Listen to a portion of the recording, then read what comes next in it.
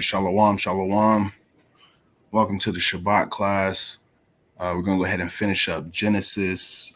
Before we get started on that, once again, just want to do a quick recap. Last, we got into Joseph dealing with his brothers in Egypt. They noticed Joseph. He revealed himself, I should say, to his brothers, and he got to dealing with them back and forth. Joseph got to messing with him a little bit. So brings us up into Genesis 45. We're going to get to that, and we're going to end up getting into this 12 tribes chart a little bit as well when we hit these later chapters in Genesis 40 and 49. So be prepared for that. Those who got questions and notes, we're bringing those out. We're not, look, I'm just going to let y'all know. We're going to bring it out. We don't get too much in depth on too many things, but we're just going to point out some things and keep it pushing. So that way we don't exhaust this and, what they say, beat a dead horse.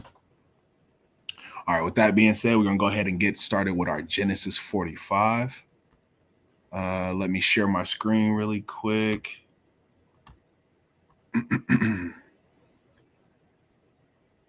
All right, let's see. Nope. Tab 45. All right, here we go. It's Genesis 45 and verse 1. It says, Joseph could not refrain himself before all them that stood by him. It says, and he cried because every man, he caused every man to go out from him, and there stood no man with him, while Joseph made himself known unto his brethren. It says, and he went aloud, and the Egyptians and the house of the Pharaoh heard. And Joseph said unto his brethren, I am Joseph. Doeth my father yet live? And his brethren could not answer him. And his brother could not answer him, for they were troubled at his presence. And Joseph said unto his brethren, come near to me, I pray you, that I come, and they came near and said, I am Joseph, your brother, whom ye sold into Egypt. Now therefore be not grieved, nor anger yourselves, that ye sold me hither, for God did send me before you to preserve life. For these 2 years had he famine been in the land, and yet there are 5 years in which there shall neither be airing nor harvest. And God sent me before you to preserve you a prosperity in earth, and to save your lives by a great deliverance. It says, so now it was not you that sent me hither, but God, and he hath made me a father to Pharaoh, and a lord of all his house, and a ruler throughout all the land of Egypt. So I think, just a quick sidebar on that, I think that's a beautiful spirit that Joseph had, if we really look into what's going on. Because, yeah, literally his brothers sat there, plotted against him, and sold him into slavery. But did he hold it against them? Did he hold a grudge? No, he didn't, because he looked at the bigger picture. He's like, ultimately, everything that happens is of the Lord's doing anyway. So let's look at this. Okay, my brothers did put me into slavery, but why? To go into Egypt, and then this happens. I end up becoming second in command, and I end up, saving all these people from famine and things like that. So you guys were just a conduit, or just, the Most High used y'all to operate his will. And I think when we look at things in that lens, then it takes a lot of the negativity and the angst out of things when we're dealing with the Most High and we're trying to get questions on certain things. That's a beautiful spirit to be in. Like, you know what? Certain bad things happen, but it was all for the good through the will of the Most High. I just think that was beautiful. I just want to point that out real quick. All right, we're going on to verse 9. Verse 40, Genesis chapter 45, verse 9. It says, okay, Khan says, hey, it says, haste ye and go up to my father and say unto him, thus saith my son Joseph, God has made me Lord of all Egypt. Come down unto me, tarry not. So he's like, tell him to come on down. Don't wait, don't waste no time. He says, and thou shalt dwell in the land of Goshen, and thou shalt be near unto me, thou and thy children, and thy children's children, and thy flocks, and thy herds, and all that thou hast. It says, and there I will nourish thee, and yet there are 5 years of famine, lest thou and thy household and all of that thou hast come to poverty. And behold, your eyes see, and the eyes of your brothers Benjamin, that is that it is my mouth that speaks unto you. And yet, and ye shall tell thy father of all thy glory in Egypt, and of all that ye have seen, and ye shall haste to bring down my father hither. And he fell upon his brother Benjamin's neck and wept, and Benjamin wept upon his neck. Moreover, he kissed all his brethren and wept upon them. And after that, his brethren talked with him. And the fame thereof was heard in Pharaoh's house, saying, Joseph's brethren are come, and it pleased Pharaoh well, and his servants. And Pharaoh said unto Joseph, Say unto my brethren, this do ye, lay to your breasts and go and get unto you of the and get you unto the land of Canaan, and take your father and your household, and come unto me, and I will give you the good of the land of Egypt, and ye shall eat of the fat of the land. Now thou art commanded to do that. Do ye take your wagons out of the land of Egypt for your little ones and for your wives, and bring your father and come, and regard not your stuff, and regard not your stuff, for the good of the land of the Egypt is yours. And the children of Israel did so, and Joseph gave them wagons according to the commandments of Pharaoh, and gave them provisions for the way. And all of them that gave the man changes of raiment, and Benjamin he gave 300 pieces of silver and 5 changes of raiment. It says, in this and to this father he sent after his manner 10 asses laden with goods, with the goods of Egypt, and 10 asses laden with corn and bread and meat for his father by the way.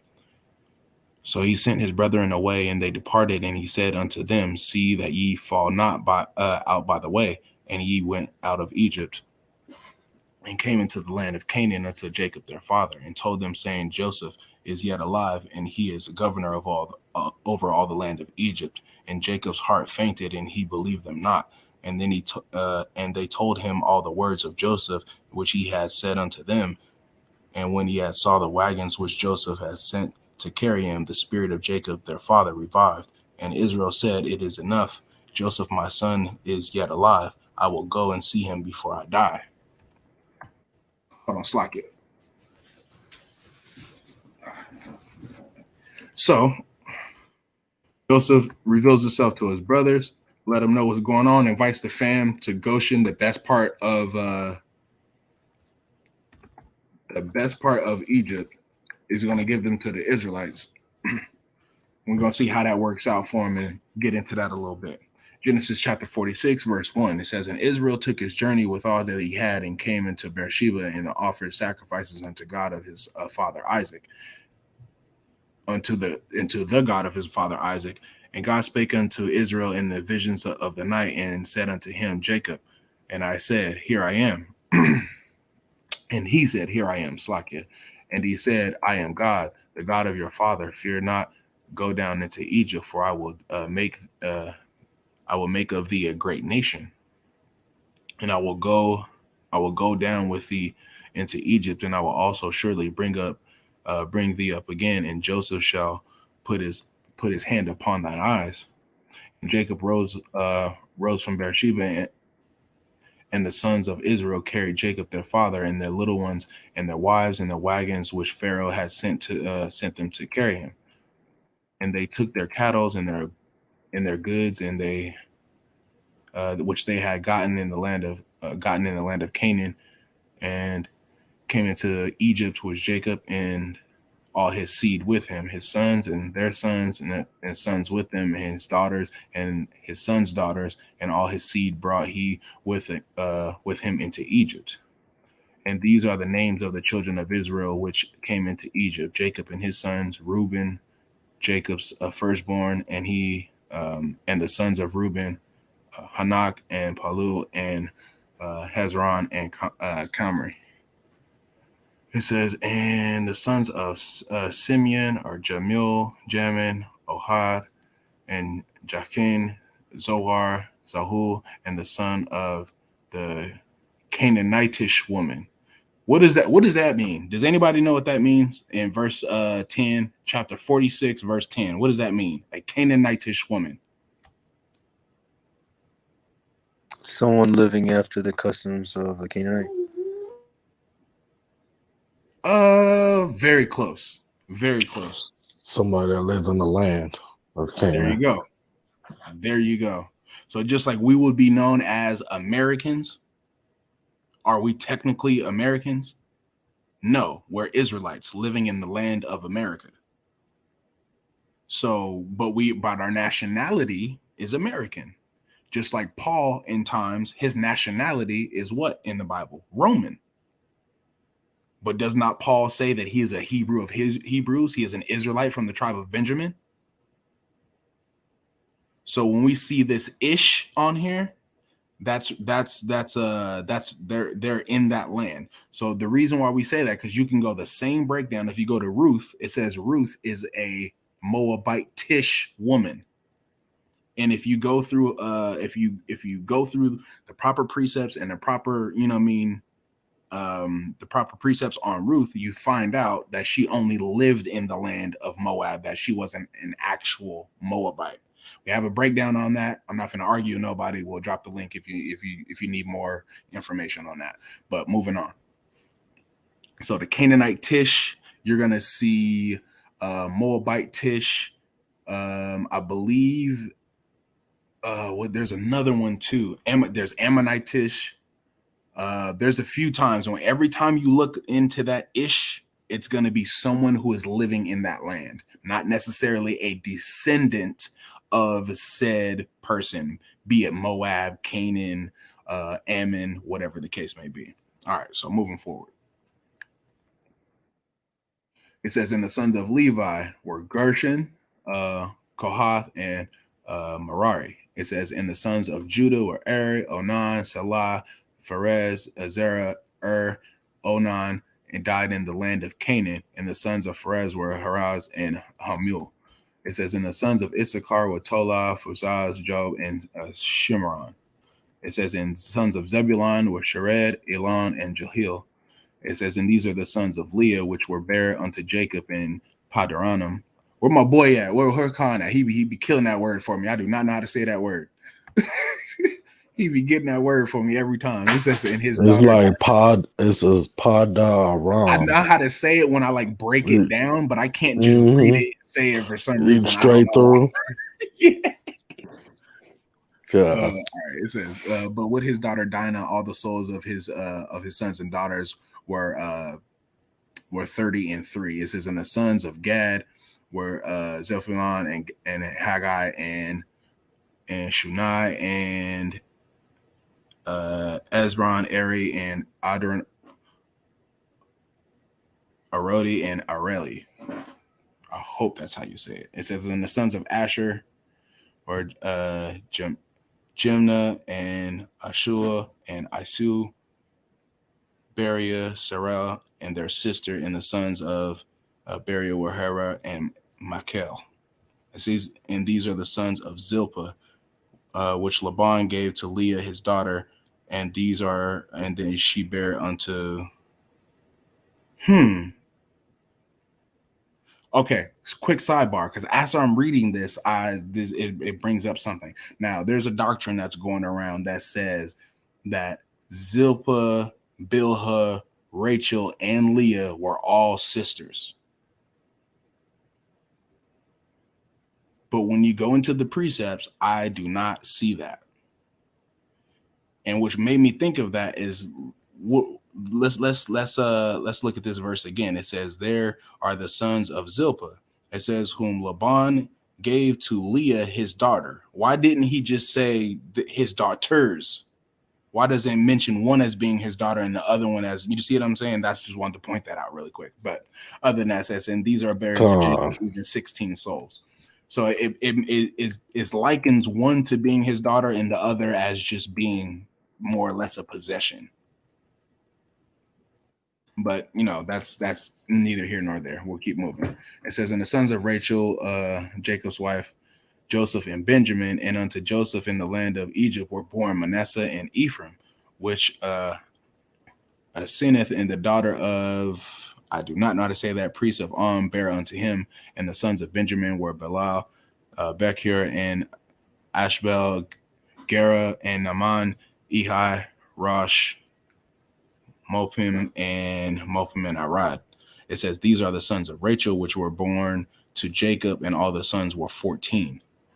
They was having all the kids. All the kids. See, these are Rachel, and they're born into Jacob. All these were 14. And then the sons of Dan was Hashem, and the sons of Naphtali was Jezreel, Guni, Jazer, and Shillam. See, this Jazer, I've heard that name before, and I think with these pseudo books, they come into these genealogy scriptures and they pick out names, and then they go off of that and try to say, "Oh, see, this person matches up with this. They're in the Bible." But the whole rest of the story doesn't match up with anything in scripture. So we got to beware of things like that. So even though this is monotonous and time staking, and it seems like we're just reading off a whole bunch of names that don't mean anything, eventually you're going to run into something where you're going to have to know where these names and genealogies are so you can prove certain things. So it does have its purpose. Let's see, where do we leave off on? Okay, and these are the sons of Bilhah, which Laban gave unto Rachel his daughter, and she bare these unto Jacob. All his sons were 7. So once again, see how it likens one to his daughter and the other one that he gave to his daughter. Like I said, we'll keep moving. It says, all the souls that came into Jacob into Egypt, which came out of his loins, besides Jacob's sons' wives, all there were 66. It says, and all the sons of Joseph, which were born unto him in Egypt, were 2 souls, and all the souls of the house of Jacob, which came into Egypt, were 10. It says, and he sent Judah before him unto Joseph to direct his face unto Goshen. And they came into the land of Goshen, and Joseph made ready his chariot and went up to meet Israel his father to Goshen, presented himself unto him, and he fell on his neck and wept on his neck in a good while. And Israel said unto him, Joseph, now let me die, since I have seen thy face, because thou art yet alive. And Joseph said unto his brethren and unto his father's house, I will go up and show Pharaoh, and say unto him, my brethren and my father's house, which are in the land of Canaan, are come unto me.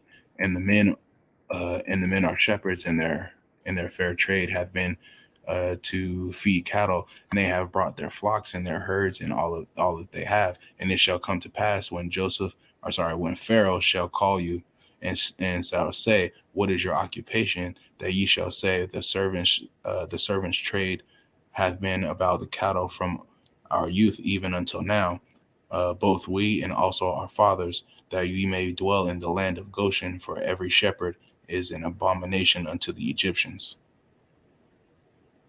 Wow. So that's another reason why. See, I didn't know that. I just learned something. I didn't know that was one of this right here. Verse 34 is one of the main reasons why they were in the land of Goshen. It wasn't just because it was the best land. It's because they didn't want the Israelites around the Egyptians. Even though just like we had favor, he didn't want them mixing the people like that. But that goes back to what we read previously when his brothers came and they didn't recognize Joseph. Remember, they sat by themselves together. Joseph sat by himself, and the Egyptians they stayed to themselves. Yeah, and the Egyptians stayed to themselves. They couldn't eat with each other. So why would they dwell exactly in the same land? Mm-hmm. Yeah, I just figured, because I always thought like, oh, well, he put him in Goshen because he was in charge. So of course he's going to put his people in the best land, but it's because they were shepherds and because they had to be separate. That was the main dealing right there. Let's see, Genesis 6. Oh, we're on 46. We're on 47 now.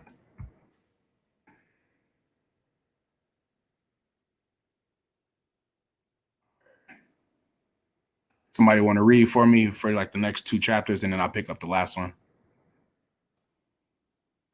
Come on, I can read. Genesis 47:1. We start from the top.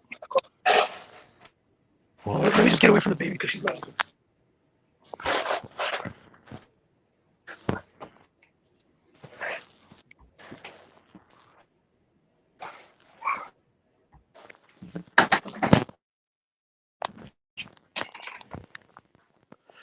I was trying to touch on that last chapter. Not to Did you move on already? No. Bring it out. Did anybody catch how many Israelites came into the land of Egypt? I was looking for that scripture, but I didn't because it was doing it in the 70 and things Con, like that. I didn't really get to add it up like that. But if you got something, bring it out. So the three scored three. So a score is 20. So three of them, that's 60 plus the 10, so 70 70 total. souls. I thought so. Okay, because there's a Con, scripture that says it outright. outright 70 souls went into the Yeah. land of Egypt. Okay. Con, yeah, that's even better then. I mean, we got a precept. And then again on that verse 34, in chapter 46, it says, "For every shepherd is an abomination unto the Egyptians." So that made me even think more of the Hexos, because the Hexos was known as or the Hyksos. They was definitely known as shepherd kings. You know what I'm saying? So that's pretty interesting right there to actually find that, because I have never seen that. I always looked over that scripture right there, verse 34. So that could kind of go into like if anybody was ever teaching like the Hyksos and like how is your proof in the Bible. Well, verse 34 tells you right there that you know every shepherd is an abomination unto the Egyptians. And if you look at the walls of Karnak, it shows that the Egyptians pretty much slaying the Hyksos. So eventually at one point, and then that's when that other rulership came from, like more so Ethiopia, close to like Ethiopia, Sudan part of Egypt, like more south, and they call it north is backwards. But when that came into play, that's when that pharaoh was, killing babies, and what I'm saying, all Yeah, the I think wickedness started we to come it through. should get into that in the next chapter. I think maybe it says that after that pharaoh there rose a pharaoh that didn't know Joseph and his people, and that's when all the hell started. Khan, that's right. So let's go ahead and get on Genesis 47. Awashad Baba Kushar, whenever you're ready. We starting on verse 2? Where's first one? Okay. All right. Genesis 47:1. Then Joseph came and told Pharaoh and said, "My father and my brethren, and their flocks, and their herds, and all that they have, are come out of the land of Canaan. And behold, they are in the land of Goshen." And he took some of his brethren, even 5 men, and presented them unto Pharaoh.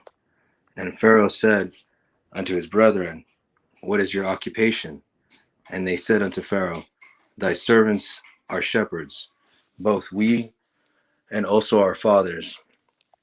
They said moreover unto Pharaoh, "For to sojourn in the land are we come, for thy servants have no pasture for their flocks, for the famine is sore in the land of Canaan.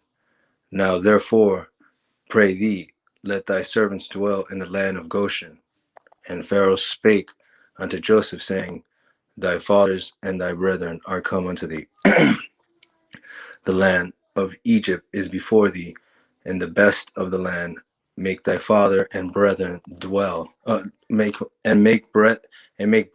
Brethren to dwell in the land of Goshen. Let them dwell. And if thou knowest any men of activity among them, then make them rulers over my cattle." And Joseph brought in Jacob his father, and set him before Pharaoh, and said, "Jacob, bless." Slakia. Really quick, I just want to get something because I referred people to our video on Ruth earlier. And I'm only making this comparison because it lines up one and the same. Just quick common sense. Anybody can chime in. If you have cattle in flocks, would you be moving to the middle of the city?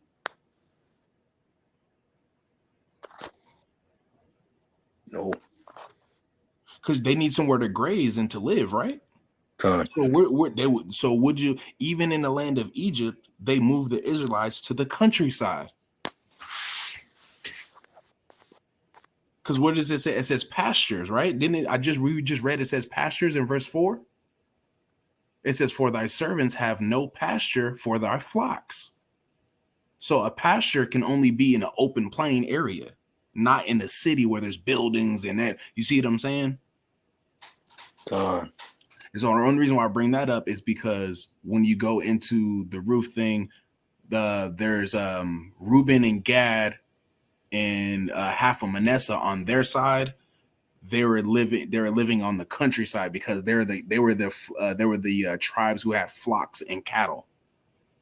So when it says that when they moved to the land of Moab, that's the country. And we have a whole bunch of precepts that literally tell you the country of Moab, which is the pasture where the flocks and stuff can graze at. So this is the same setting. I just wanted to bring that out. That's it. Gone. Verse 7. And Joseph brought in Jacob his father, and set him before Pharaoh, and Jacob blessed Pharaoh. And Pharaoh said unto Jacob, How old art thou? And Jacob said unto Pharaoh, The days of the years of my pilgrimage are 130 years. Few and evil have the days of the years of my life been, and have not attained unto the days of the years of the life of my fathers in the days of their pilgrimage. And Jacob blessed Pharaoh, and went out from before Pharaoh. And Joseph placed his father and his brethren, and gave them a possession in the land of Egypt, and the best of the land, in the land of Ramses, as Pharaoh had commanded. And Joseph nourished his father and his brethren, and all his father's household, with bread according to their families. And there was no bread in all the land, for the famine was very sore, that the land of Egypt and all the land of Canaan fainted by reason of the famine. And Joseph gathered up all the money that was found in the land of Egypt and in the land of Canaan, for the corn which they bought, and Joseph brought the money into Pharaoh's house.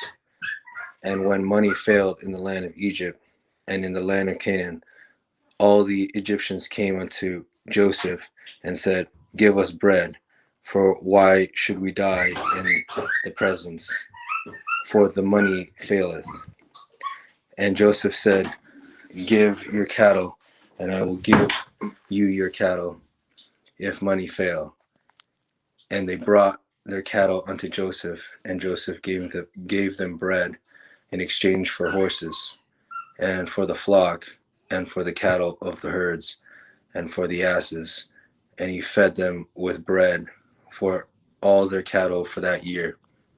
When that year was ended, they came unto him the second year, and said unto him, We will not hide it from my lord, how that our money is spent. My lord also hath our herds of cattle. There is not aught left in the sight of my lord, but our bodies and our lands. Wherefore shall we die before thine eyes, both we and our land? Buy us and our land for bread, and we and our land will be servants unto Pharaoh, and give us seed, that we may live and not die, that the land be not desolate. And Joseph bought all the land of Egypt for Pharaoh, for the Egyptians sold every man his field, because the famine prevailed over them. So the land became Pharaoh's. And as for the people, he removed them to cities from one end of the borders of the Egypt, even to the other end thereof. Only the land of the priests bought he not, for the priests had a portion assigned them of Pharaoh, and did eat their portion, which Pharaoh gave them. Wherefore they sold not their lands. Then Joseph said unto the people, Behold, I have bought you this day and your land for Pharaoh. Lo, here is seed for you, and ye shall sow the land. And it shall come to pass in the increase that ye shall give the fifth part unto Pharaoh, and 4 parts shall be your own, for seed of the field, and for your food, and for them of your households, and for food for your little ones. And they said, Thou hast saved our lives. Let us find grace in the sight of my Lord, and we will be Pharaoh's servants. And Joseph made it a law over the land of Egypt unto this day, that Pharaoh should have the fifth part, except the land of the priests only, which became not Pharaoh's. And Israel dwelt in the land of Egypt, in the country of Goshen, and they had possessions therein, and grew and multiplied exceedingly. And Jacob lived in the land of Egypt 17 years. So the whole age of Jacob was 147 years. The time drew nigh that Israel must die, and he called his son Joseph, and said unto him, If now I have found grace in thy sight, put, I pray thee, thy hand under my thigh, and deal kindly and truly with me. Bury me not, I pray thee, in Egypt. But I will lie with my fathers, and thou shalt carry me out of Egypt, and bury me in their burying place. And he said, I will do as thou said. And he said, Swear unto me. And he swore unto him. And Israel bowed himself upon the bed's head.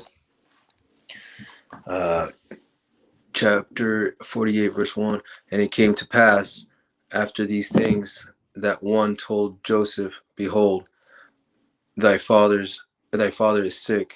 And he took with him his two sons, Manasseh and Ephraim.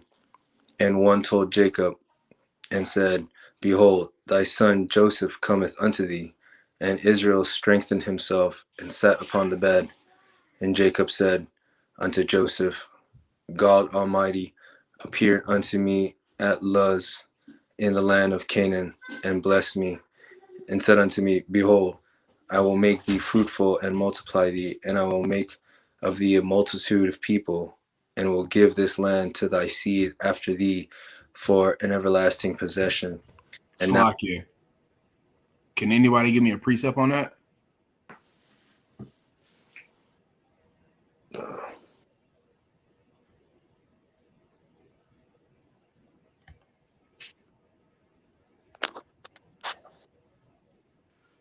Yeah, give me a second. I got you. Because this is a common theme throughout Genesis, and we just about done with Genesis, and we seeing this come up again.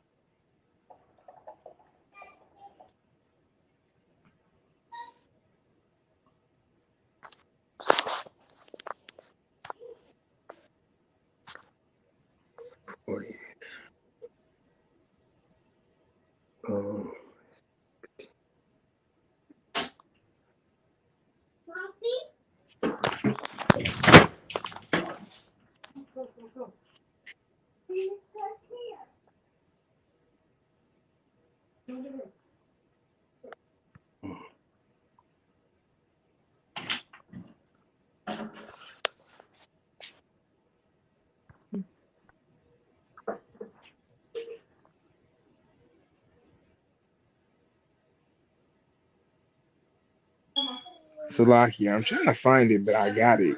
I'm just trying to find it. Con, you got it. You good?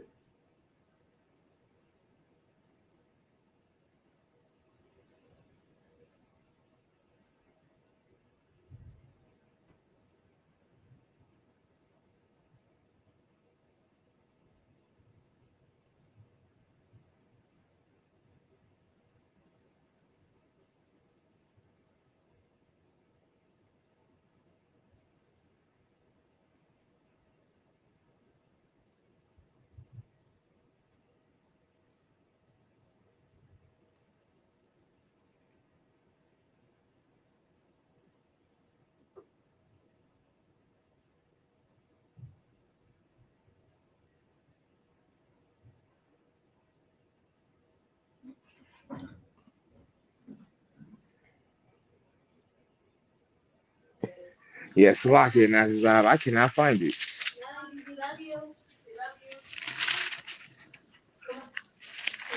Hold up. It's in Genesis 15. It's in chapters 15 through 18, somewhere in there. I'm trying to find my sword real quick. Hold on.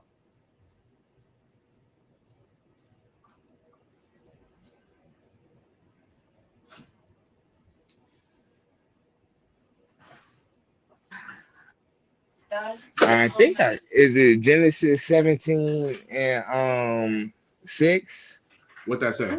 or 17 and 5. It reads neither shall Salakia. Hey then, lay your ass down, bro. You tripping. Salakia. It reads, neither shall thy name any more be called Abram, but thy name shall be Abraham. For a father of many nations have I made thee, and I will make thee exceedingly fruitful, and I will make nations of thee, and kings shall come out of thee. That's it right there. Because look, you read this verse right here. It says, "And he said unto him, Behold, I will make thee fruitful and multiply thee, and make thee a multitude of people, and I will give thee the land of thy seed for the everlasting possession." That's the same. That's Con, the same promise that we read that was made to Abraham, repeated all throughout Genesis, and you'll see. But even when you get even to Salakia. the New Testament and Romans, it's repeated in there as well. Go ahead, Rock. Shalakia. Hello? Go ahead, Rock. Oh, y'all can hear me this whole time? Oh shit. I've been seeing if y'all can hear me. No, I wanted to know what verse it was. I was just seeing if my mic worked. But go ahead, continue. We on Yeah. verse. Oh, we was going over. We had just went over Genesis 48 and 4, and Did then y'all, I asked the brothers whether it's a precept for that, did and y'all pull it then already? yeah, we got Genesis 17 and 6 on down, and then also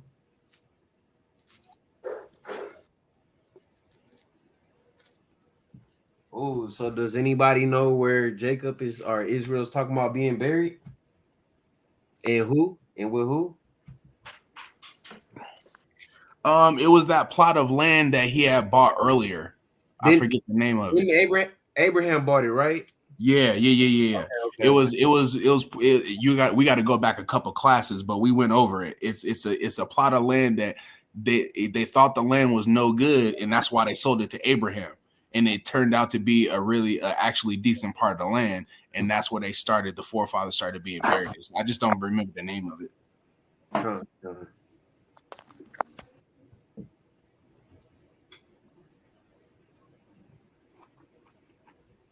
Colin, keep reading. Yeah, I just wanted to make sure that was it on that. Let me see. Affliction. Yeah, that's it. So yeah, we got it. That was it. So that precept for that is going to be Genesis 17, and you can start at 6.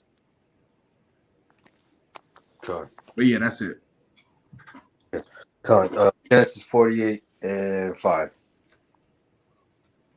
And now thy sons, Ephraim and Manasseh, which were born unto thee in the land of Egypt before I came unto thee into Egypt, are mine. As Reuben and Simeon, they shall be mine.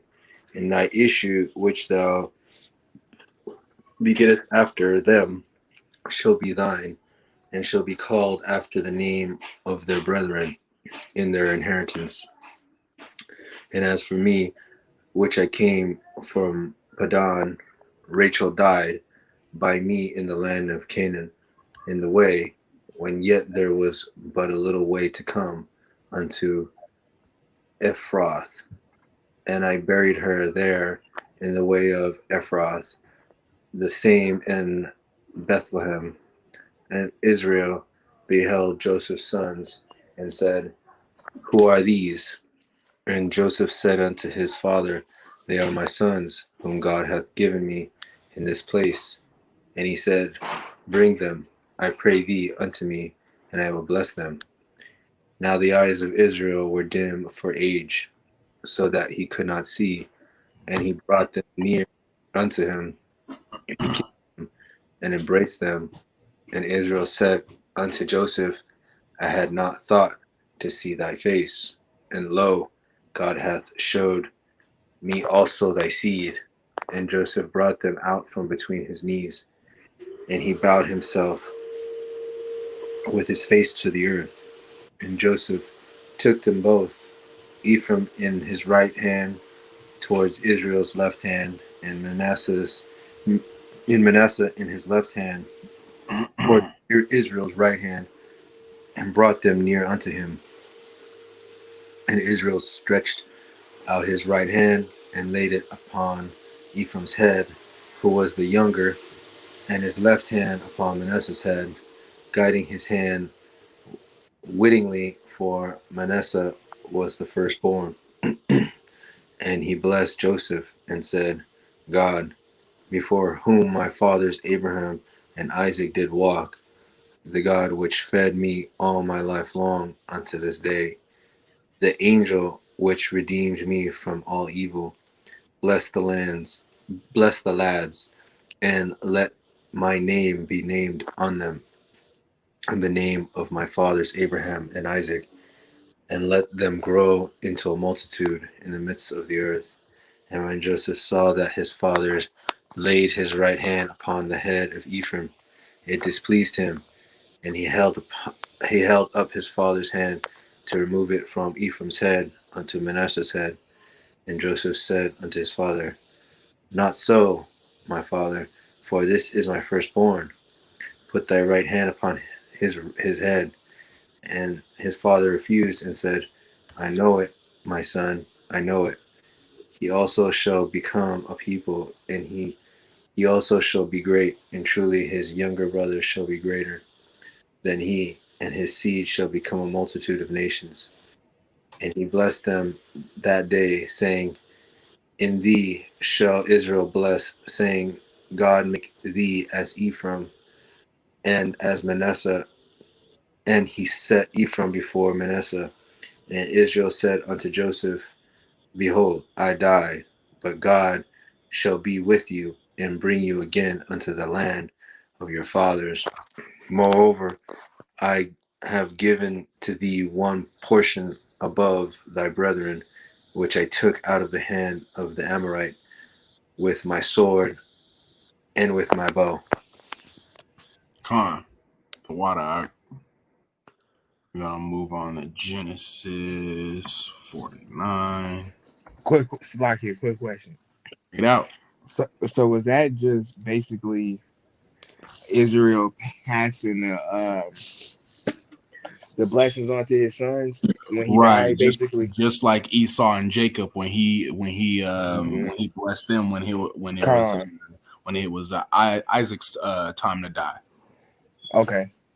So that's gonna be a common theme when you're about to, like, if y'all don't watch, bro, even if it's just for like a couple episodes, watch Game of Thrones, man. I'm serious. So you can get like a realistic view of how this stuff goes on. You'll have like a image, and you know what I mean, you'll be able to something to reference it to, because you see that a lot in Game of Thrones as the father's dwindling down in age and in strength and things like that. He starts to groom his son, like, hey, yo, it's about to be your turn.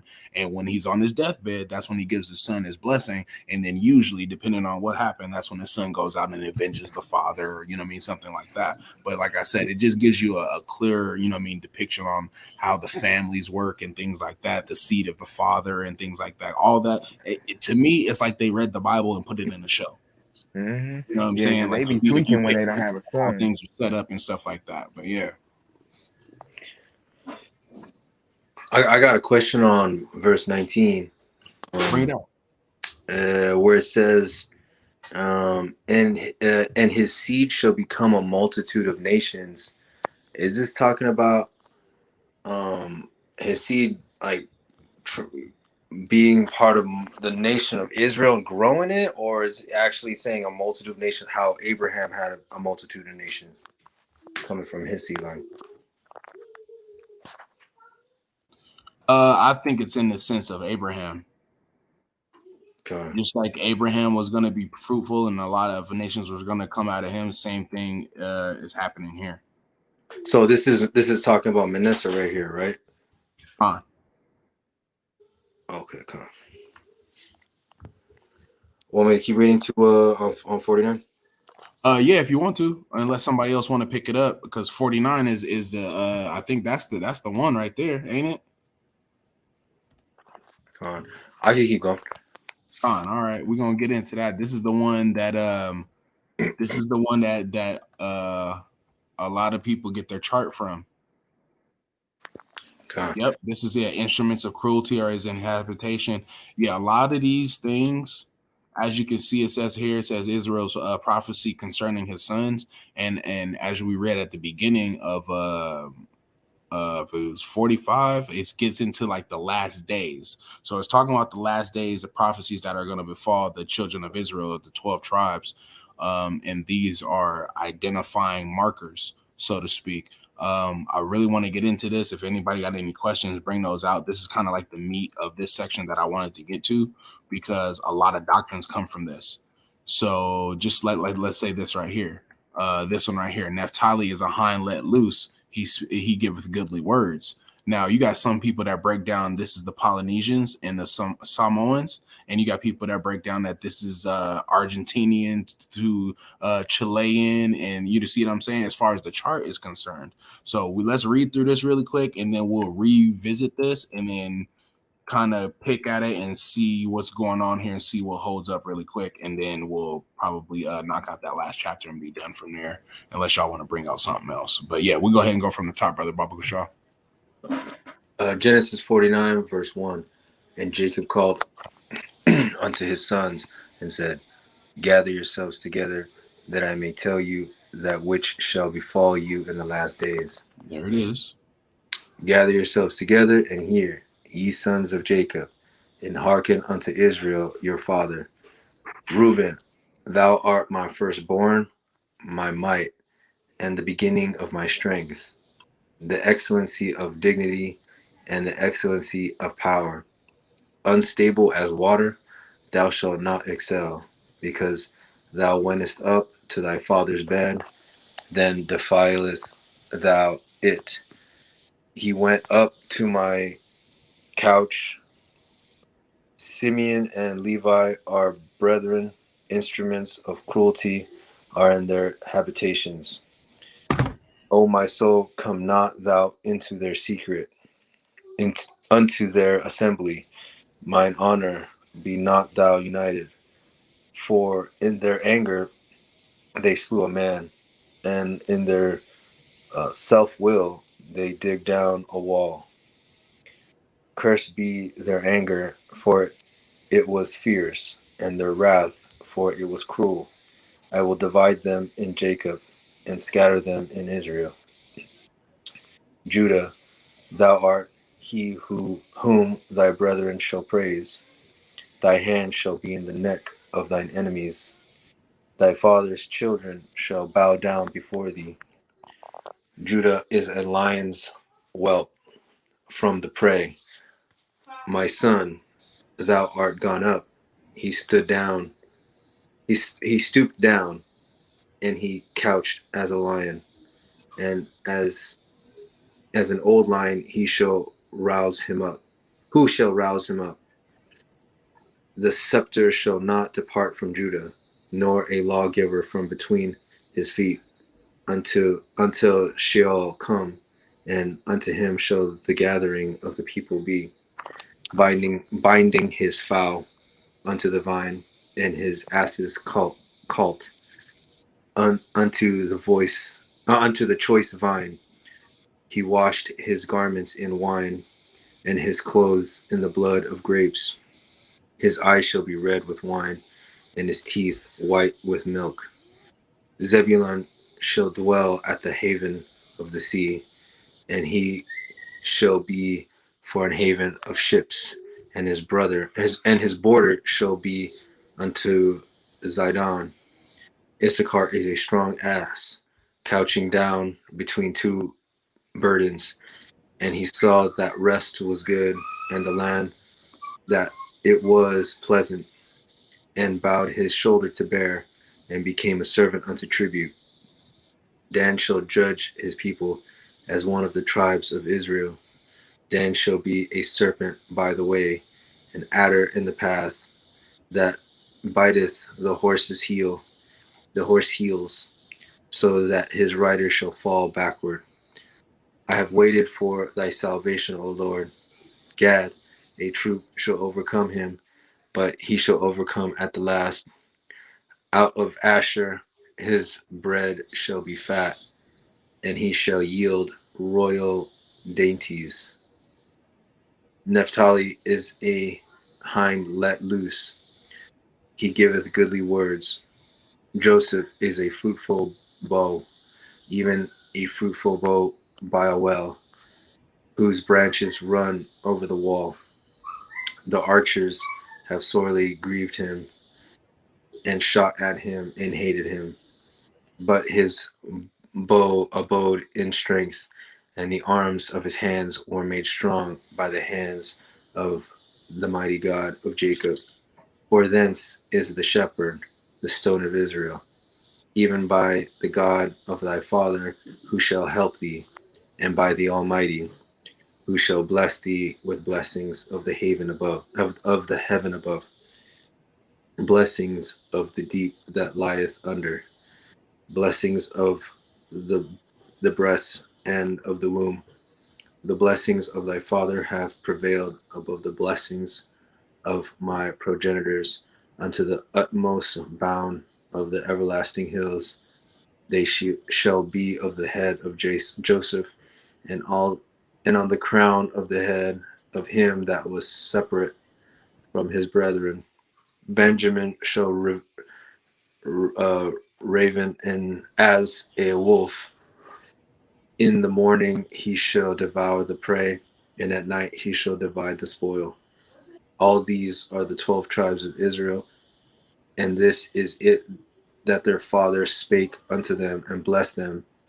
Every one according to his blessing he blessed them. And he charged them and said unto them, I am to be gathered unto my people. Bury me with my fathers in the cave that is in the field of Ephron the Hittite, in the cave that is in the field of Mech, Mechpillah, which is before Mamre, in the land of Canaan, which Abraham bought with the field of Ephron the Hittite for possession of a burying place. Yeah, that's what I was talking about earlier. There, 31. There they buried Abraham and Sarah his wife. There they buried Isaac and Rebekah his wife. And there I buried Leah. The purchase of the field and of the cave that is therein was from the children of Heth. And when Jacob had made an end of commanding his sons, he gathered up his feet unto the bed and yielded up the ghost and was gathered unto his people. Khan, the water. So, as you can see, a lot of the chart breakdown comes from this chapter right here.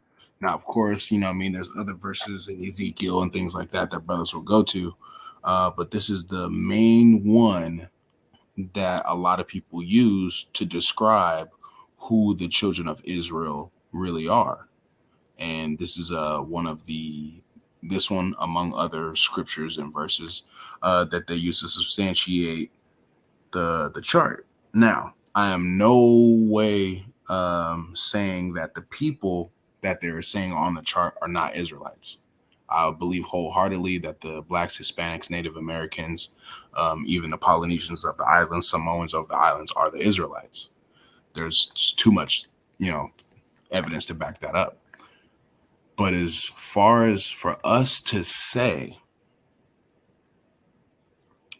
which particular people group belong to which particular tribe, to me, in my estimation, is pretty far-fetched, to put it politely, or how do they say it today, respectfully. So let's look at let's see.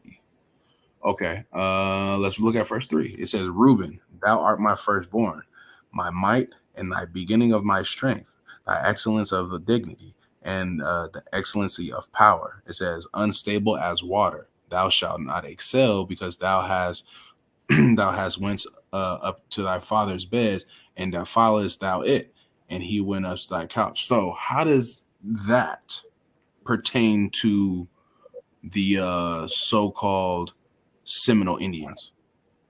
Does any, and I'm not being facetious here. If someone has a breakdown, please bring it forward. Like if you got the precepts, I want to go through this and make this make sense. Because if I'm wrong, I want to be right. But if it's off, brothers need to let it go.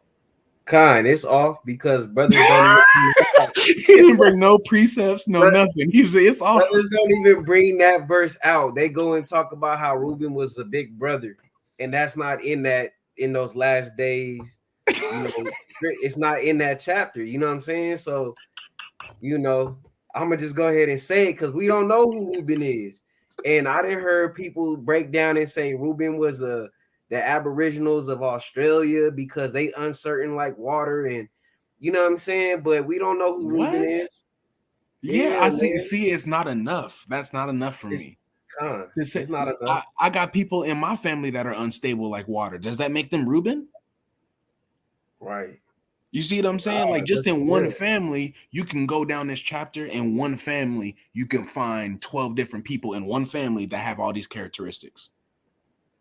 Man, now that you said that, yeah, you can. That's my issue. Yeah. Like you see what I'm saying? To say that when they dropped people off in the boats, and I have proof, I have documented proof of the first and second slave trade to the Americas. People don't talk about the second slave trade of when they mixed the so-called, not even so-called, when they mixed the Northern Kingdom Israelites with the Southern Kingdom Israelites that they were bringing over from Africa. So there were Africans here. This is documented. It says there were Africans here and there were Africans that were bringing from Africa, and they could not distinguish the two. So that means the so-called Native Americans, Mexicans, and all, they all looked Negro in the beginning, just like we all teach. Now, eventually, through time, through slavery, through the different diasporas and things like that, people get lighter. But nature knows no color lines. If you have a problem understanding that, read that book. It would help you out immensely.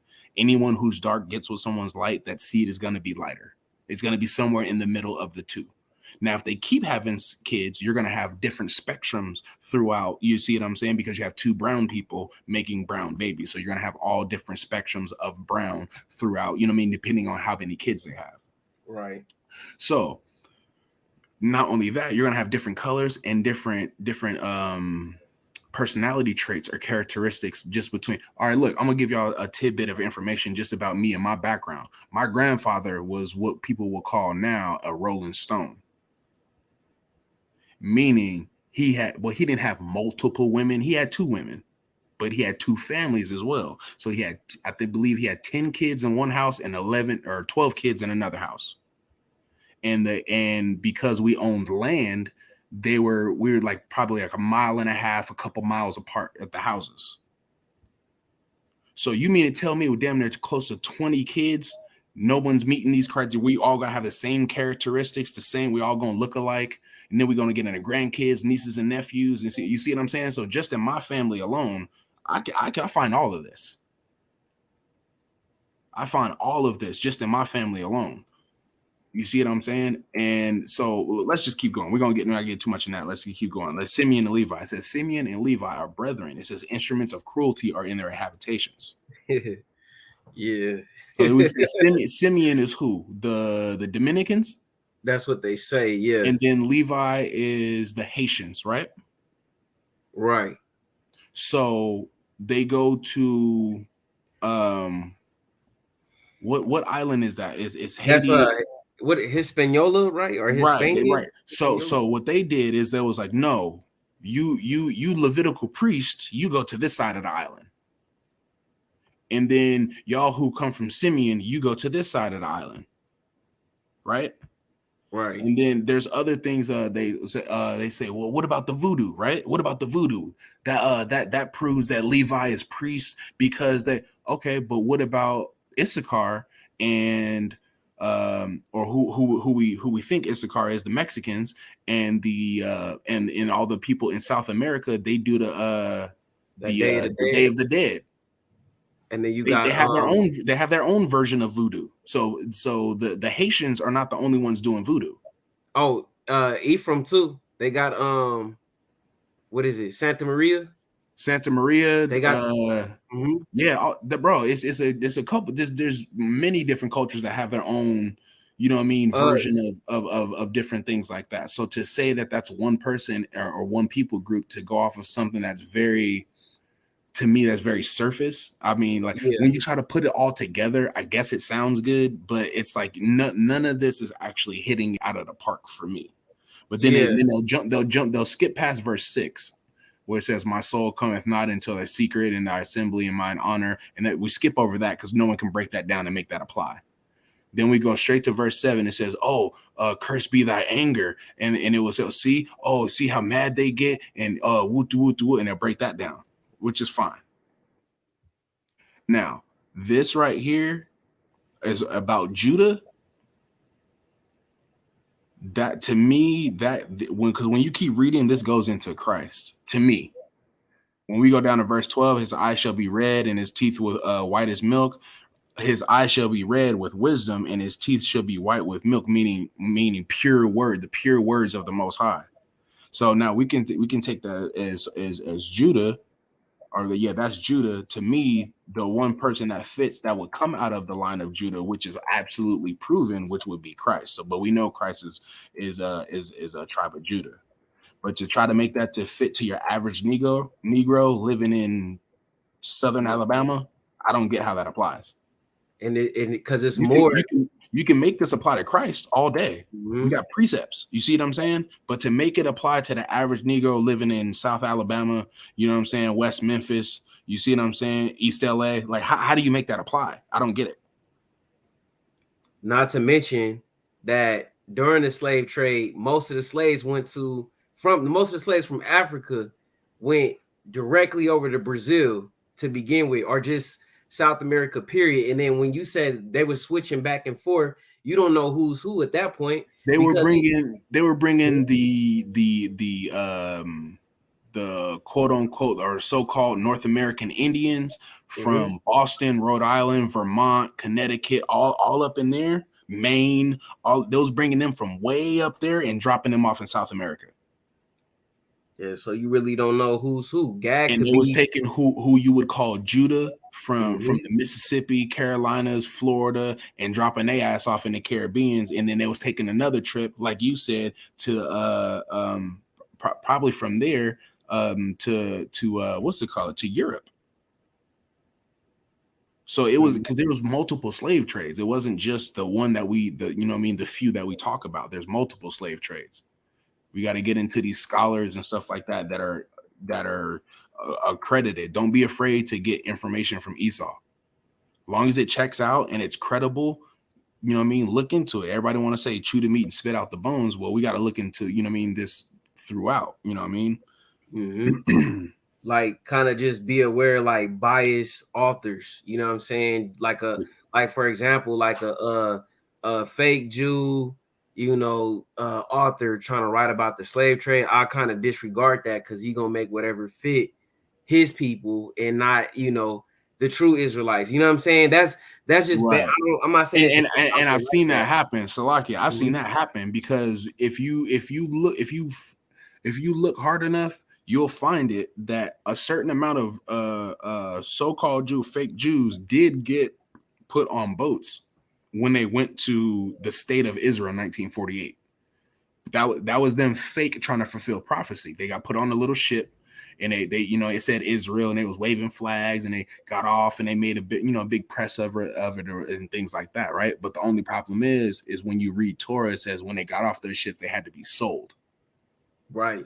So when you see what I'm saying, so when we really get into Torah, there's really nothing they can do to make themselves the people of the book, even though they try to doctor history and make it line up as they're creating history. They create history themselves and try to make it line up with the Bible. You see what I'm saying?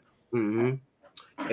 And just to kind of like put a cap on it, also what you saying, there's actual documentation about how only 400,000 slaves that came directly from Africa to the Americas, not going to no slave port, none of that, just straight from Africa to America. Only 400,000 of them made it. I'm pretty sure it's way more, but traveling across the Atlantic Ocean, I mean, it was already dangerous. There's a bunch of people that died doing that. So 400,000 only made it to North America, while 2.6 million made it to South America. And then it's no coincidence today that there's more Negroes down there in South America than there is just in Brazil alone than there is in America alone. So that's just one country of South America. Just Brazil alone, they have more Negroes than we have here in America. You know what I'm saying? Now, if you add up Colombia, add up Venezuela, add up, you know what I'm saying? It's way more of us down there. You know what I mean? So, you know, ain't no way, you know, if you North America, if you black and you in North America, you Judah. Nah, you know, that ain't accurate enough. You know what I'm saying? And plus, I think we should go by the spirit anyway. But like, if you can't prove it, you know, just kind of hang it up at this point. You Israel, that's all that really matters. You know what I'm saying? If you could really prove, like, you know what I'm saying? Oh yeah, like, you know, I come from Judah because whatever this and that, you line it all up. Yeah, but you know, and I got something to go over when we talk about all these tribes. I got something to say. That's all I want to say. I got something to bring out too. We'll keep it pushing. Zebulon. It says Zebulon shall dwell at the haven of the sea, and it shall be a haven of ships, and the border shall be unto Zidon, right? But then who do they say Zebulon is on the chart? The Panamanians, Nicaraguans, and what does that have to do? It says the border shall be at Zidon. So that's talking about the Israelites going into the promised land.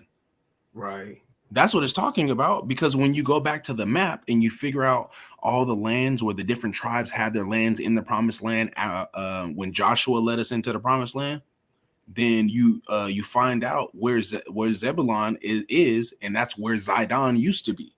Could you click on that 49 and 13? I want to go into that word haven, because this is the breakdown that, you know, a lot of these camps have.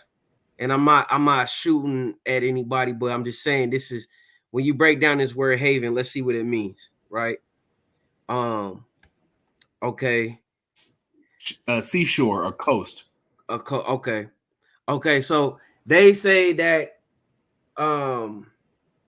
Zebulon is the Panamanians, Nicaraguans, you know, that region, that middle America that connects Mexico to what is it? Colombia. They say that region is Zebulon because they got the what do they call that? The not the bridge, but the Panama Canal. That's what makes man-made though. That's what I'm saying, and it's made by Edomite. I'm not even trying to. That's just like saying the Suez Canal with Israel. That's man-made. Right, and none of the Suez Canal is not from God. That's man-made. Actually, God hates that, because the Suez Canal is those fake the fake Israelites saying that Israel is not part of Africa when it is. So they put that there to show you, like, oh look, different continents. The Suez Canal is here. So, and then with the Panama Canal, really what goes through there, yeah, you got like goods and stuff, you know, things to build infrastructures on cities and stuff like that. But it's also a huge haven for drugs. You know what I'm saying? Drugs and destruction of our people come through that. Let's see if this is the same. You know what I'm saying? And a lot of people died even building that thing, man. You know what I'm saying? That ain't from the Most High. You know what I'm saying? And then, you know, but that's why brothers say they Zebulon, because they got the Panama Canal. And it's like, hold on, that's not from God, that's not of God. The business that's being done there at the Panama Canal is definitely not of God. You know what I'm saying? So why would my thing is, how does this the Panama Canal line up with this scripture? And that's not even a sea, that's not a coastline, none of that. It's a man-made, you know, a man-made land device, you know what I'm saying, to bring ships from one side of the water to the other side of the water.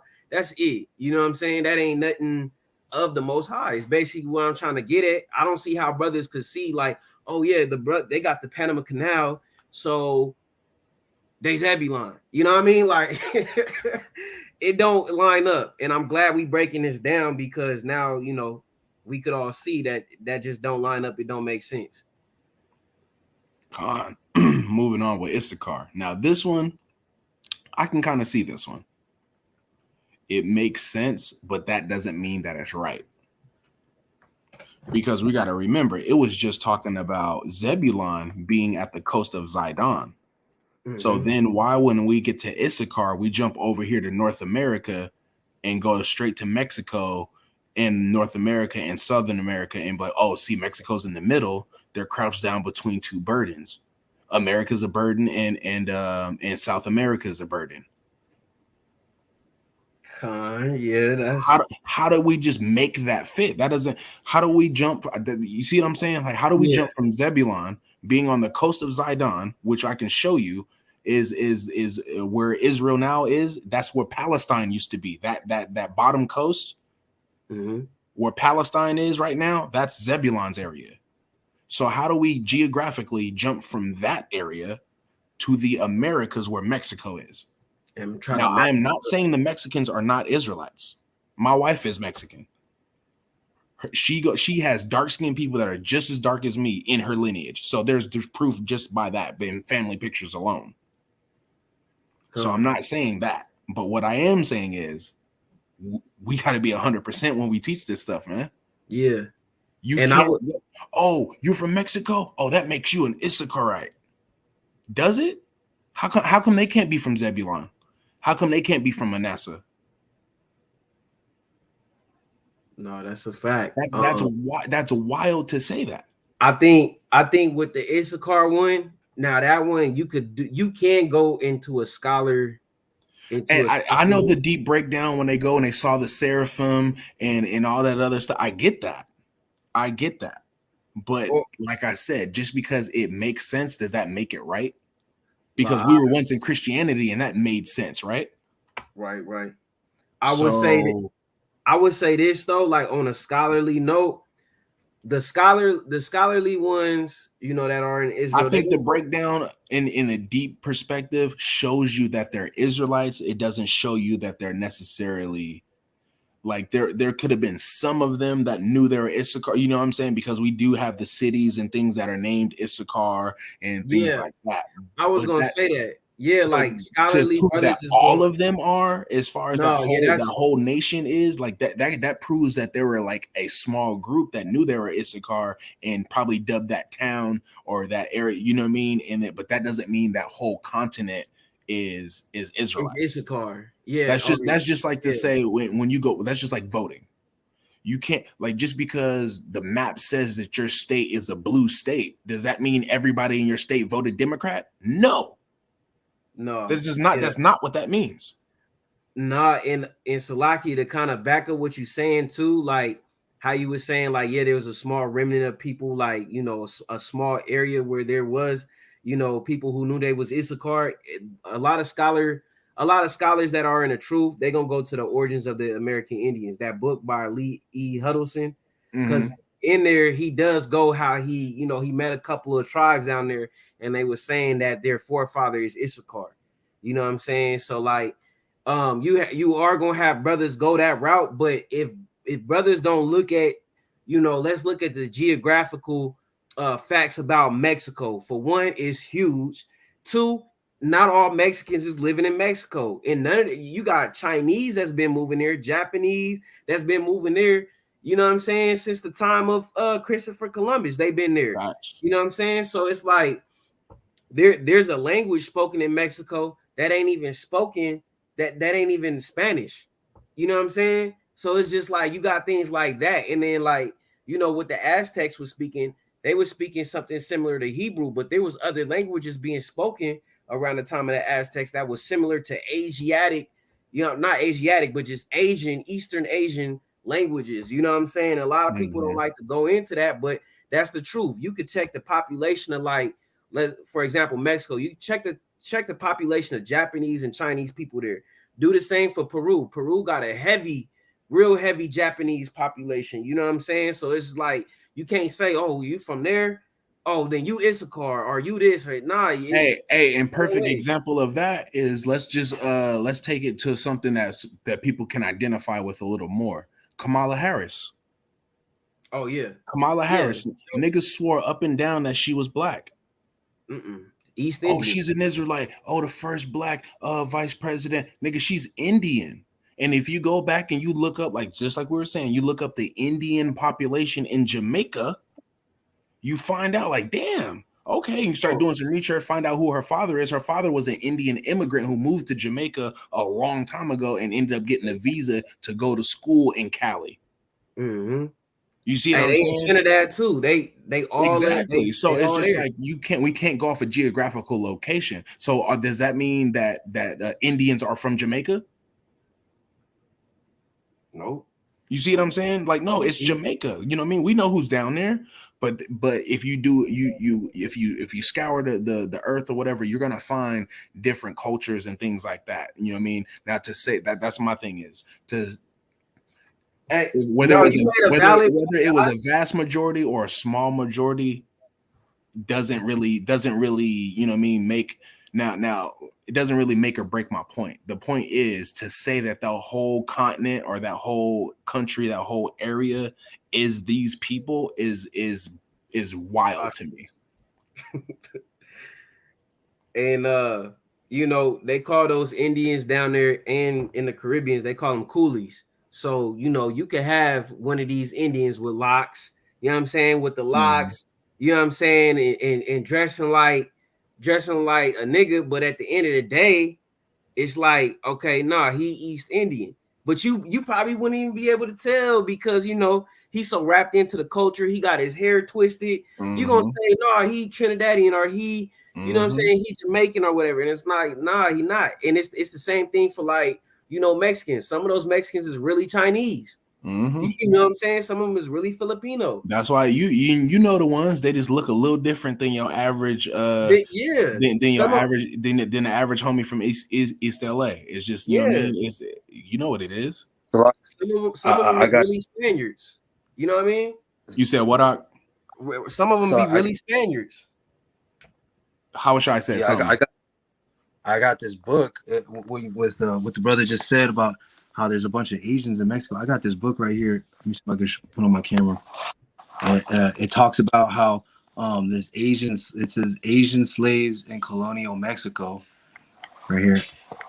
I don't know if you guys can see that. Oh, hold on. Let me switch the camera really quick.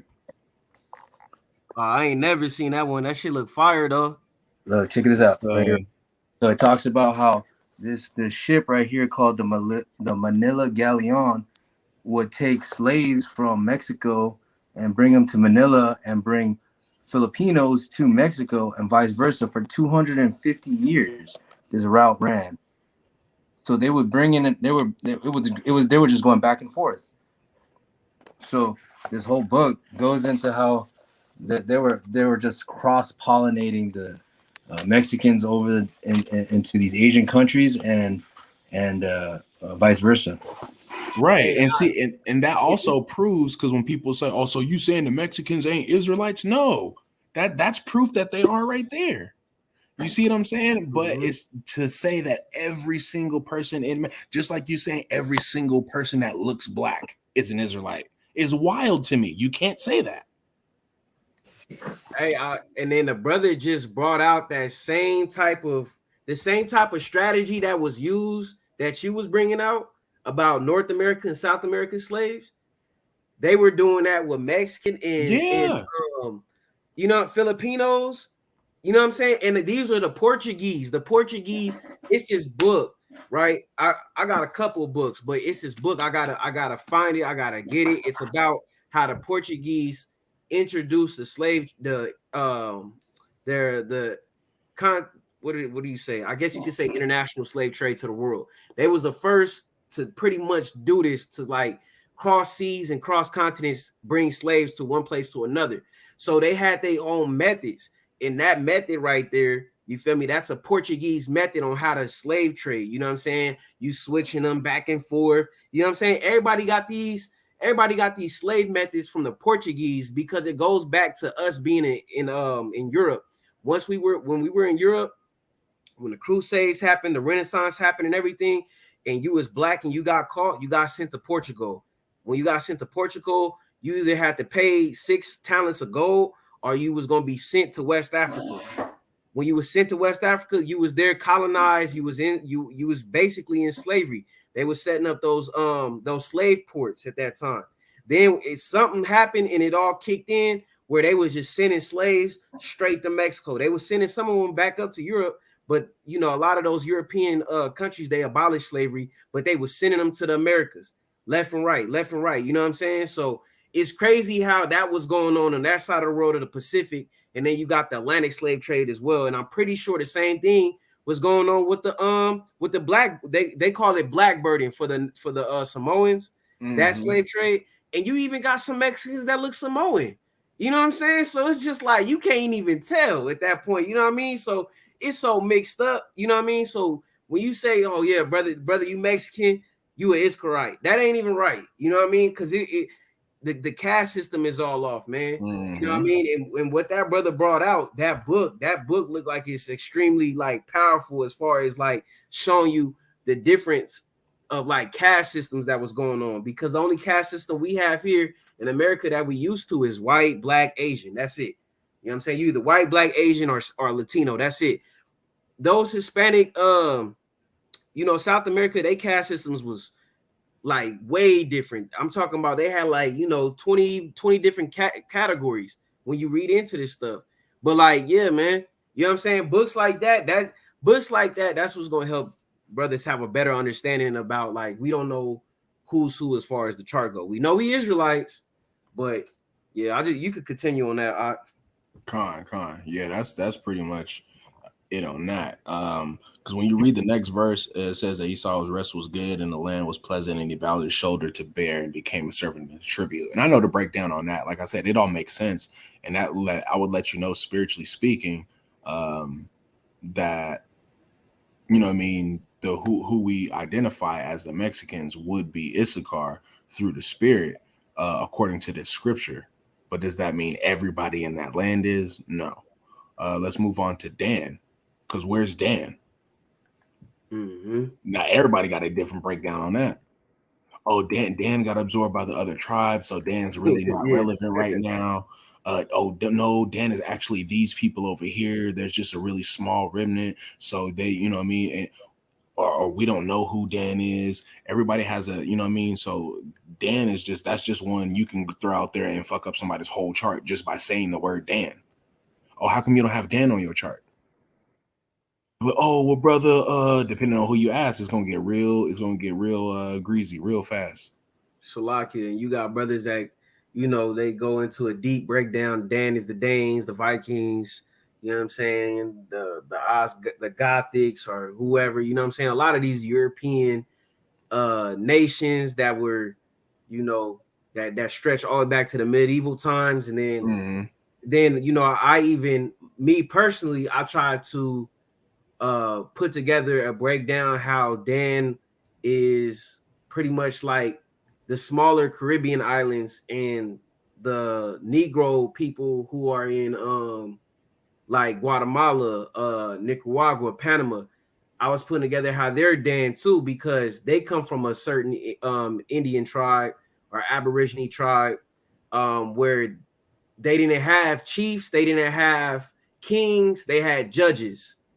So, you know, that's why I was like, oh, well, through the spirit, you know, since back then, you know, this is how they ran their society. You know, they had judges, they didn't have chiefs, they didn't have kings or anything like that. So that's where the spirit led me to go. But then again, we still don't know. I'm just going off of a guess, you know what I'm saying? And right. At the end of the day. And that's big, you know, that's good that you can admit that, like, you know what I mean, I don't know for sure, I'm just going off of this, instead of like, no, brother, this is it, because, you know what I'm saying, just because somebody don't have an answer for a certain question, all of a sudden your understanding is right. Like, nah, it don't work like that, bro. It don't work like that. It's got to be 100% throughout. We can move on here to Gad. It says Gad is a troop. It says Gad, a troop shall overcome him, but he shall overcome at last. Now, I believe when you go into the word Gad, let me see. Yeah, so Gad means troop. So it says Gad is a troop, and a troop shall overcome him, but he shall overcome at last. Basically, that's what it's saying when you break that down. So Gad is a troop, and he shall be overcome by a troop, but he shall overcome at last. Wouldn't that apply to all of Israel? Yep. God. You see what I'm saying? Like, it gets real problematic when you try to isolate and say these people are, you know what I'm saying? And how come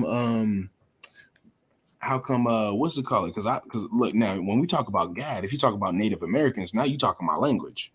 Now, if we talking about instruments of cruelty, who is out here scalping people? Yeah. You see what I'm saying? Who, like, all that stuff you see the Aztecs do and stuff like that? Who you think they really got that from? They got that shit from Gad. You see what I'm saying? Now Apache Indians. you knew how they was Israelites because they knew how to work the horses. Mm-hmm. Israelites were the first people who brought horses into Spain and into from other parts of Africa. They didn't know how to domesticate horses and how to ride horses and use them as a tool until they saw niggas on horses wearing feathers, you know what I'm saying, perfume, smelling good, oiled up, shining, gold dripping. They didn't know what to think. So that's another indication that, you know what I mean? So different things like that. But a lot of these things that are in here, what's to call it? About the voodoo. Gad is known to put curses on people. Yup. The Native Americans, they'll put a hex on your ass so fast you don't know how to turn your head, bro. You see what I'm saying? Like, so instruments of cruelty, the you know what I mean, anything that they can say, ravenous wolves. I can use that for Gad as well. How they literally hunt their prey and you know what I mean, and move in packs and all that, bro. Come on, like, you see what I'm saying? We can go tribe after tribe and do this all night. But it's like, you know what I mean? I think we kind of get it by now, but it's just like we can't pinpoint these tribes and say that these people over here are these people for sure, 100% fact. Now you over here buying shirts and jewelry with all this tribe on it, and you have no idea. If it wasn't against the law to get tattoos, niggas have tattoos everywhere. Oh, Judah, foe, put your foes up. The fourth tribe. Like, this is crazy, bro. What's that scripture? I'm trying to find the scripture real quick, and then we can close it out. And what's that? What was the next tribe?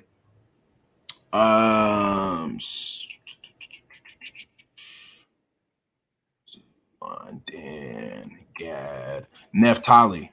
Okay, so no, Asher. It says Asher, but they don't really. I've never heard a real breakdown on Asher. Yeah, I don't think they use this verse right here, because it says his beard shall be fat and he shall yield the royal dainties. What does that have to do with the people that are in Venezuela or Colombia or Brazil? You see what I'm saying? Yeah, that doesn't. And then it says Naphtali is a hind let loose. He is a good word. Now, what's to call it? There's people out there that says the Samoans can't be Naphtali because they said this is a hind let loose. A hind is a deer. And it says, have you ever seen a deer let loose and start running? It's very fast, it's agile, you know what I mean? It's swift, it's sleek. These are all characteristics that the so-called Polynesians or Samoans are not. And that's what they're going for. And exactly my point. Troy Polamalu, I'm pretty sure he ran a 4 or less. But look, and they will tell you don't. He's like, and they will say, as a whole, show me Samoans or Polynesians as a whole, not an individual, not Junior Seau, not whoever else you can think of, there's somebody. Show me some Argentinians that run fast. That's up there with Usain Bolt. Hey, exactly my point. And ain't nobody running long distance with Ham, so we can cut that out right now. Facts. That nigga Ham run to the equator and back. Facts. What else is there? Joseph. I mean, yeah, see, Joseph, the issue with Joseph is you got Nigerians saying they from the tribe of Joseph. So, you know, and they talk. Why can't they be though? Yeah, why can't they be? Exactly. Our people are over there. Yeah. And I'm pretty sure, I think they were claiming that before any of this, before this whole movement, was even come about in the 60s and stuff. You know what I'm saying? They've been saying they was a tribe of Joseph forever. You know what I mean? Since they've been down there and been colonized by the English. You know what I'm saying? So, you know, that's another one that's kind of thrown in the air as well. And then you got Benjamin, which is kind of like, it's just like, you know, if you read that, it's like, okay, what does that actually mean? You know what I'm saying? Like when you read Benjamin, like what does it mean? Divide by the spoils or divide the Oh, spoils. what's it called? This is the breakdown that I heard. They say it says Benjamin shall raven as wolves, and in the morning shall be devour their prey. So they said the dance hall music that's in the island culture, and how they be jumping off the walls and slamming the girls through tables like it's WWE wrestling. They say that's them raving as wolves. So Oh that wow. proves that they're been, bro. I swear, you like what Kevin Samuel say. You can't make this shit up. No. So look, man, and it's crazy too because I heard something where brothers try to throw in some music, but they put it towards the island of Jamaica. The issue with that is that reggae, dance hall, what is it, soca, all of that music come from Trinidad. All of it. You feel me? Jamaica exploited the music. They put exploitation on that music. They introduced the marijuana smoking. You know what I'm saying? The Rastafarianism, the Selassie. Jamaicans destroyed that. Rastafari, not Rast, but reggae music is actually gospel music. When you look back at it and you look before, listen to the music before Bob Marley. Ain't none of them talking about weed, no Selassie, nothing. They all talking about being Israelites and saying praise to the Most High. We the children of the, you know what I'm saying? Mm-hmm. Like, you know what I mean? Because it's another scripture that says Benjamin would be sitting on the shoulders. You know, kind of like we able to see. Well, let me not say we, because I don't even know if I'm Benjamin, but I'm just going off the spirit of what I collected. I collected a lot off of Benjamin, and it kind of made me think like, okay, maybe we are Benjamites, but then again, we don't know. Like, you know, there's records of Benjamites being of Israelites from the tribe of Benjamin being in Germany.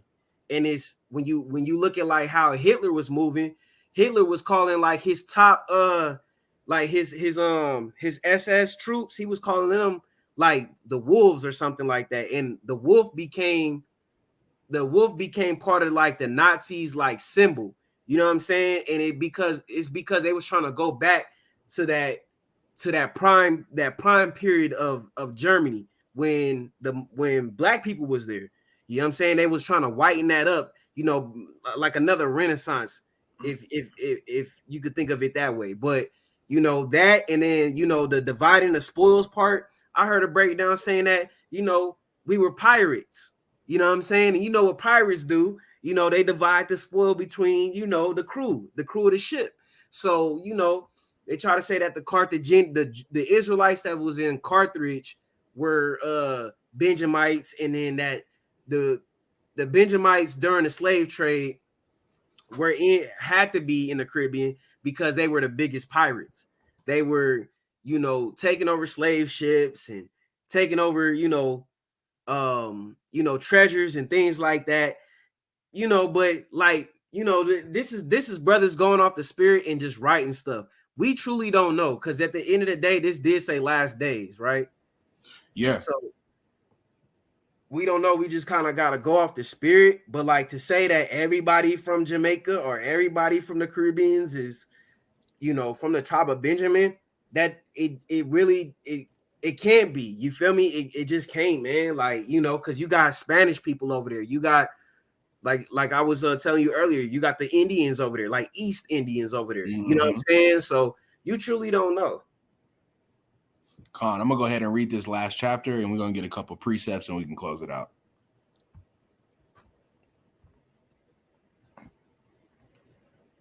All right, this is Genesis 50.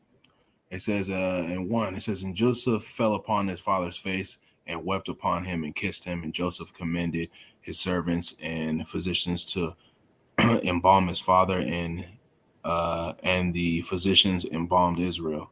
It says, 40 days were fulfilled for him, for so fulfilled the days of which he were embalmed, and the Egyptians mourned him 60 and 10 days. It says, and when the days of his mourning were past, Joseph spake unto the house of Pharaoh, saying, if now I have found grace in your eyes, speak, I pray you in the ears of Pharaoh, saying, my father has made me swear, saying, lo, I die in my grave which I have digged for me in the land of Canaan, where thou shalt bury me. Now wherefore let me go up, I pray thee, and bury my father, and I will come again. And Pharaoh said, go up and bury thy father according as much as made thee swear. And Joseph went up to bury his father, and with him all the servants of Pharaoh, and the elders of his house, and the elders of the land of Egypt, and all the house of Joseph and his brethren and his father's house, only their little ones and their flocks and their herds they left in the land of Goshen. And there went up with him both chariots and horsemen, and and it was a very great company. And they came into the threshing floor of Atad, which is beyond Jordan, and they mourned with the great and very sore lamentation. And he made a mourning for his father 7 days. As it when the habitations of the land, when the inhabitants of the land, the Canaanites saw the mourning of the in the floor of Atad, they said, this is a grievous mourning to the Egyptians. Therefore, the name of it was called Abizaram, which is beyond Jordan. It says, and his sons did unto him according to as he commanded them, for his sons carried him into the land of Canaan and buried him in the cave of the field of Mashpelah, which Abraham bought with the field of a possession of the buying place of Ephron the Hittite before Mamre. It says, and Joseph returned into Egypt, and he and his brethren and all went up to him to bury his father after he had buried his father. And when Joseph's brethren saw that their father was dead, they said, Joseph will peradventure hate us, and will certainly requite us to the evil which he had did unto him. It says, and they sent a messenger unto Joseph, saying, thy father did command before he died, saying, so shall ye say unto Joseph, forgive, I pray thee now, and trespass of thy brothers and their sin, for they did unto thee evil. And now we pray thee, forgive the trespass of the servants of God of thy father, the servants of the God of thy father. And Joseph wept, and went they spake unto him. And Joseph wept when they spake unto him, and his brethren also went and fell down before his face, and they said, behold, we be thy servants. And Joseph said unto them, fear not, for I am in the I am in the grace of God. I am the place of God. It says, but as for you, ye thought evil against me, but God meant it unto good, bring it to pass as it is this day, to save much people alive. Now wherefore fear ye not, I will nourish you and your little ones, and comfort them, and spake kindly unto them. And Joseph dwelt in Egypt and his father's house, and Joseph lived 110 years. And Joseph saw Ephraim's children of the third generation, and the children of Mechra, the son of Manasseh, were brought up to Joseph's knees. And Joseph said unto them, I die, and God will surely visit you, and bring you out of the land unto the land which I swear unto Abraham, Isaac, and to Jacob. And Joseph took an oath of the children of Israel, saying, God will surely visit you, and ye shall carry up my bones from hence. And Joseph died, and being 110 years old, and they embalmed him, and was put in an Egyptian coffin. So Joseph got an Egyptian burial. So that's pretty much it for the book of Genesis. That's it. We're going to close that out. We're going to start on Exodus probably next Shabbat. But before we do, to finish off that topic, we just got done going into. Oh, no, that's not what I wanted.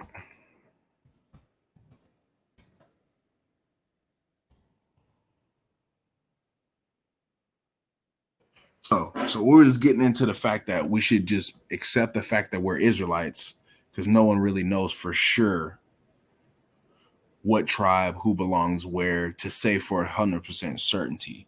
Now, if you're able to trace your lineage and do your genealogy, all praises, more power to you.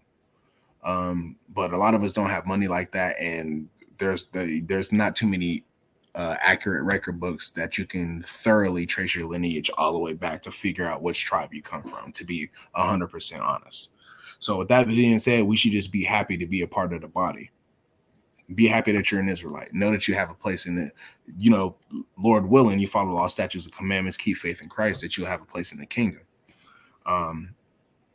With that being said, I want to get this precept and another one. This is Galatians 3:28. It says there is neither Jew nor Greek, there is neither bond nor free, there is neither male nor female, for we are all one in Christ Jesus.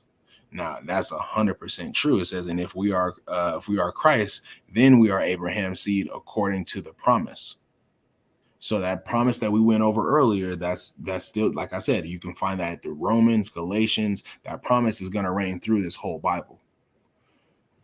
So it's important that we're heirs to the seed of Abraham according to the promise, more or less, and not rather than we're from the tribe of Judah, we're from the tribe of Benjamin, we're from the tribe of Zebulun, because we don't know that. But what we do know, we are children of the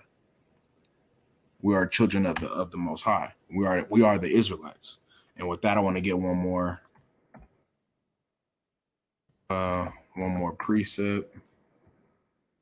12. Start at 12. It says, for as the body is one and hath many members, and the members of that one body, being many, are one body, so also is Christ. So in Christ, there's different functions. We're all going to have different roles within this body. And it's going to get down into that more. I'm just going to read down to 20 and we'll close it out. It's going to get more into specifically. It says, for by one Spirit we are all baptized in one body, whether we be Jews or Gentiles, whether we be bond or free, and having been all made to the drink into one Spirit. It says, for the body is not one member, but many. It says, if the foot say, because I am not the hand, I am not of the body, is it therefore not of the body? It says, if the ear shall say, because I am not the eye, am I not the body? I am not the body. Is it therefore not of the body? And if the whole body were an eye, where would the hearing? Or if the whole were hearing, where would be the smelling? It says, but now hath God sent the members to every one of them in the body, and it has pleased him. So it's pleasing of the Most High that we all have different roles. Because if you go back and you break down that Genesis 49, those are different characteristics or different blessings that he's given to each son. They're all different. They're all going to play a different role in these last days and in the formation of those. You know what I mean? There's 12 different tribes. There's going to be 12 different people groups that come out of that, so to speak. And, they're all going to have different jobs to do, just like your arms and your legs and your eyes and your ears. They all have different jobs to do, but what they do is make the body function as one. And that's all we should really be focused on at the end of the day, because that's what it pleased the Most High to do. It says, and if they were all one member, where would the body? It says, but now we are many members, but yet one body. So that's what it's about. We are many members throughout, but at the end of the day, we're all part of one body, which is in that body in Yahushua. So that's really what it's about at the end of the day. I just want to touch on that as we closed out Genesis. Well, like I said, we'll go ahead and start Exodus on the next Shabbat class. Hopefully someone got some edification out of that. Anybody got any questions or concerns, drop them in the chat, message me, anything like that. Y'all brothers got anything y'all want to bring out before we close it out?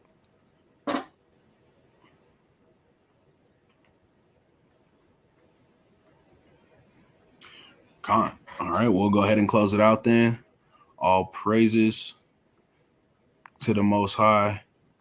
Wa Yahweh Shai. Barakatah Yahweh, Barakatah Yahweh Shai. Shalom, Israel. Shalom.